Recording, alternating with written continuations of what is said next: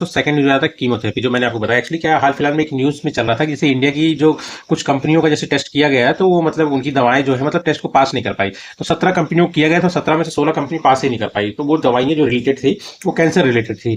तो कैंसर में दोस्तों एक टर्म आता है कीमोथेरेपी। तो आज हम लोग जानेंगे कीमोथेरेपी होता क्या है। ठीक है, कीमोथेरेपी कुछ नहीं है दोस्तों, एक कैंसर ट्रीटमेंट होता है जिसमें मतलब तरह तरह के प्रोसेस से, जैसे मान लीजिए जैसे ग्लूकोज चढ़ाता है उसके प्रोसेस से, या फिर इंजेक्शन के प्रोसेस से, या फिर मान लो ओरल पिल्स देके, है ना, या फिर मान लीजिए स्किन के ऊपर क्रीम लगा के, इन सब से मतलब जो मतलब एक मतलब कॉम्बिनेशन ऑफ दवा होती है ना, इन सब का कॉम्बिनेशन करके मतलब डाला जाता है। ठीक है, कीमोथेरेपी में बेस्ट पार्ट क्या है, ये पूरे शरीर में जाता है।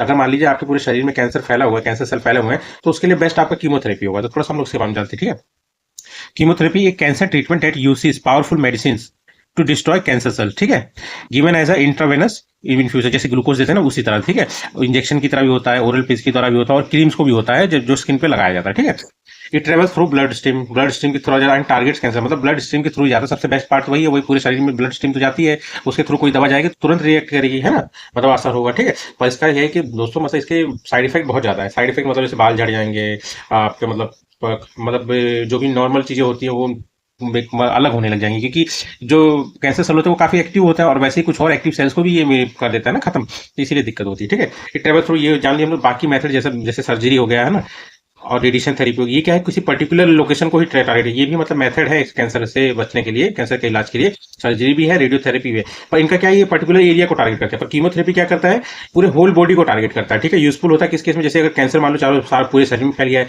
या फिर ब्लड कैंसर जैसे लिकोमिया हो। ठीक है, इन सब में काफी कारगर होता है कौन सा, कीमोथेरेपी।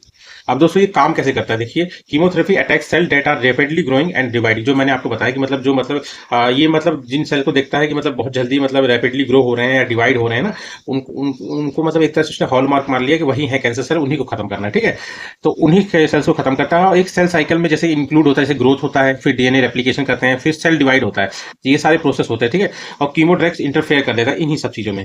मतलब जो ये प्रोसेस है सेल साइकिल की, इसी में मतलब ये मतलब अवरोध पैदा करता है। ठीक है, जिसके कारण से मतलब वो सेल खत्म होते हैं। और इसमें क्या है कि मतलब कैंसर सेल को तो खत्म करता ही है, पर कुछ जो होते हैं मतलब जो अलग से सेल्स होते हैं, जो एक्टिव सेल होते हैं, पर वो है मतलब हेल्दी वाले सेल होते हैं, पर उनको भी खत्म कर देता है, मतलब कंफ्यूजन में। ठीक है, और some normal cells also grow very quickly are affected too. ठीक है, साइड इफेक्ट क्या है दोस्तों, साइड इफेक्ट यही है, जो हेल्दी फास्ट ग्रोइंग सेल होते हैं उनको भी ये मतलब खत्म कर देते हैं, जिसकी वजह से साइड इफेक्ट होते हैं, जैसे अनीमिया हो गया, लो आरबीसी, ब्लीडिंग हो गया, जैसे मतलब लो प्लेटलेट्स हो गया, उसके बाद हेयर लॉस हो गया दोस्तों, है ना, उसके बाद लॉस ऑफ एपेटाइट हो गया, डायरिया हो गया, फटीग मतलब थकान उकान, है ना, इसी कर।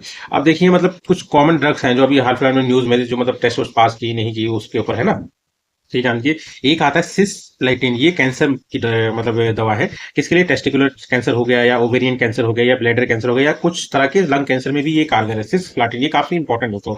उसके बाद आ जाता है ऑक्सली प्लेटिन, ये किसके लिए, advance colorectal cancer, post surgery colon cancer के लिए। ठीक है, सर्जरी होने के बाद में अगर उसमें दोबारा से हो गया ना, तब के लिए भी है।